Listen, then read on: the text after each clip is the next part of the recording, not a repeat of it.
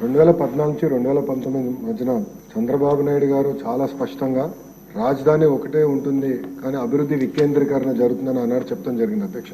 దాంట్లో భాగంగా ఆనాడు ఉమ్మడి జిల్లాలకి ఒక్కొక్క సెక్టర్ ఫోకస్ అనేది ఇస్తాం జరిగింది అధ్యక్ష. ఒకసారి మనం చూస్తే కరువు ప్రాంతమైన అనంతపురానికి కియా మోటార్స్ తీసుకొచ్చారు, కర్నూలుకి అనేక రెన్యూబుల్ ఎనర్జీ సంస్థలు తీసుకొచ్చారు, చిత్తూరు కడపకి ఎలక్ట్రానిక్స్ మ్యానుఫ్యాక్చరింగ్ సంస్థలు తీసుకొచ్చారు. ఇంకో పక్కన నెల్లూరులో కూడా చూస్తే మన విండ్ టర్బైన్ మ్యానుఫ్యాక్చరింగ్ కానివ్వండి, సెల్ ఫోన్ తయారు చేసే సంస్థలు కానివ్వండి, ఇవన్నీ కూడా తీసుకొస్తాం జరిగింది.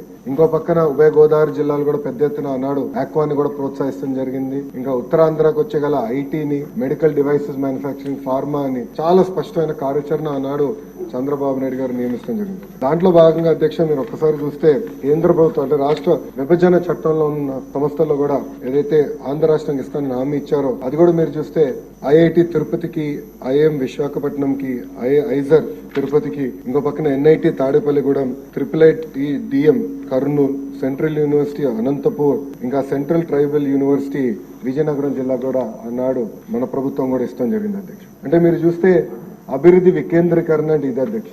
అంతేగాని 500 కోట్ల రూపాయలు ఖర్చు పెట్టి ఒక ప్యాలెస్ కట్టుకుంటాం కాదు అధ్యక్ష.